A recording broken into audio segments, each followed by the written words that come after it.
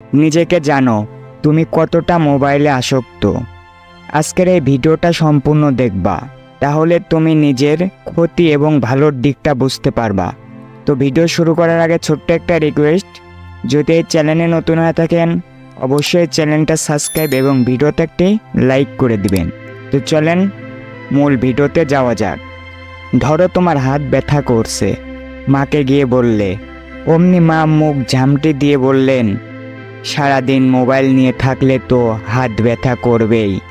আবার ধরো তোমার পড়ায় মন বসছে না, সেটা মা টের পেয়ে একাই মন্তব্য করলেন, সারাদিন মোবাইল নিয়ে থাকলে তো এমন হবেই।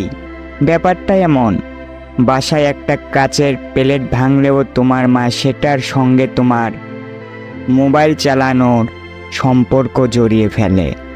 ওর তো কোনো দিকেই ধ্যান নাই, সব মন তো মোবাইলেই। তাই তো প্লেটটা ভাঙলো, পারলে তো মোবাইলের মধ্যেই ঢুকে যায়। অথচ প্লেটটা তুমি ভাঙোনি, ভেঙেছে তোমার ছোট ভাই কি বোন। কিন্তু অতিরিক্ত মোবাইল ব্যবহারের ফলে তোমার এ ধরনের যন্ত্রণা প্রায়ই সহ্য করতে হয়। পরিস্থিতি যখন এমন, তখন নিজেকে যাচাই করে ফেলো, তুমি আসলে মোবাইলে কতটা আসক্ত। আমি তোমাকে দুটা কোর্স সেন্ড করি, কমেন্ট বক্সে অ্যান্সার দিয়ে যাবা। আচ্ছা, অবসর সময় তুমি কিভাবে কাটাও? তোমরা কি বলতে পারবা? অবসর সময় তুমি বই পড়ো কিংবা শুয়ে থাকো? না, এই দুটার মধ্যে একটাও না। অবসর সময় তুমি একটা মিনিট সময় পাইলেই তুমি স্মার্টফোনে আসক্ত হয়ে যাও। স্মার্টফোনের পর্দায় তোমার চোখ চলে যায়।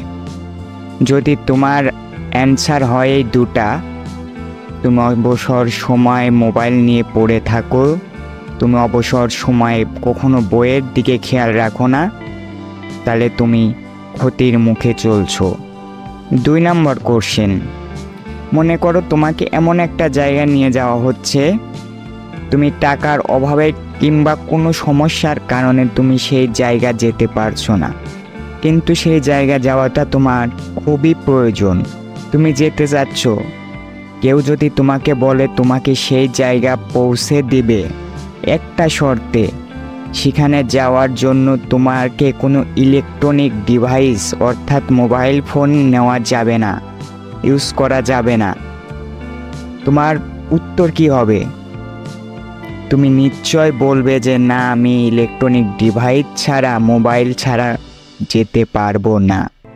তাহলে তুমি ক্ষতির সম্মুখীন, তুমি তোমার লাইফকে ক্ষতির দিকে ফেলতেছো।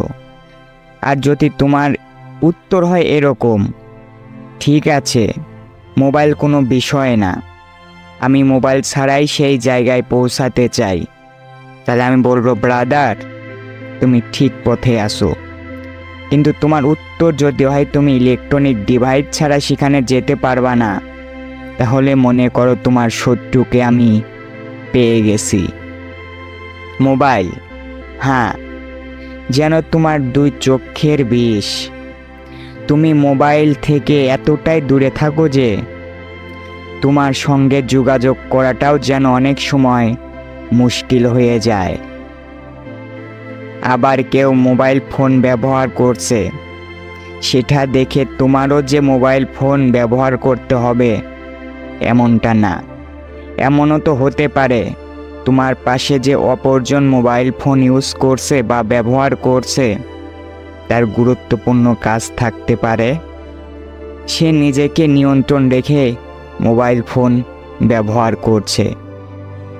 তোমাকে দৈনিক জীবনে মোবাইলের ভূমিকা রচনা আর বললাম না, তবে তুমি যদি নিয়ন্ত্রণ রেখে গুরুত্বপূর্ণ বা ভালো কাজে মোবাইল ব্যবহার করতে পারো, তবে সেটা কিন্তু দোষের না। তুমি মোবাইলটা কাজের জন্য ব্যবহার করলে, তুমি জানো কতটুকু সময় ব্যবহার করা দরকার আর কখন সেটা রেখে পড়ায় মন দিতে হবে। যদিও অনেক দিন এমন কাটে যখন তুমি ঘন্টার পর ঘন্টা মোবাইল নিয়ে পড়ে থাকো, আর তারপর কাজ ফেলে মোবাইল নিয়ে পড়ে থাকায় নিজেকে গালাগালি দাও। মাঝে মধ্যে এমনটা হতে পারে, তবে সতর্ক থাকতে ক্ষতি কি বলো? তাই মোবাইল ফোন ব্যবহারে আরও নিয়ন্ত্রণ আনা দরকার। বলো তো, প্রথম মোবাইল আবিষ্কার কে করে? না, তোমার সাধারণ জ্ঞানের পরীক্ষার উদ্দেশ্যে জিজ্ঞাসা করিনি। আসলে যেই মহান ব্যক্তি মোবাইল আবিষ্কার করেছিলেন, তিনিও বোধহয় এত বেশি মোবাইলে নাক ডুবিয়ে থাকতেন না। তোমার আম্মু যদি বলে থাকেন যে তুমি পারলে মোবাইলের মধ্যেই ঢুকে যাও, ব্যাপারটা কিন্তু ভুল নয়। তুমি বাস্তব অর্থেই মোবাইলের জগতে আটকে যাচ্ছ। এই আসক্তি থেকে বের হয়ে আসতে নিজেকে সময় দাও, বই পড়ো, বন্ধুদের সঙ্গে কথা বলো। জানো তো, মোবাইল ব্যবহার করাই জীবনের উপভোগ করার একমাত্র উপায় নয়। মোবাইল ফোন আবিষ্কারের আগে যেমন বিকেল হলেই ফুটবল ক্রিকেট নিয়ে ব্যস্ত হয়ে পড়তে, শৈশবকাল যেভাবে কাটিয়ে চলে আসছো, ঠিক সেই শৈশবে ফিরে যাও। মোবাইল যতটুকু প্রয়োজন দৈনিক জীবনে, ঠিক ততটুকুই ব্যবহার করো। মোবাইলের অপব্যবহার কখনো করো না। জীবন সুন্দর হবে, ভবিষ্যৎ সুন্দর হবে। নিজেকে মোবাইল ফোন থেকে নিয়ন্ত্রণ আনার চেষ্টা করো।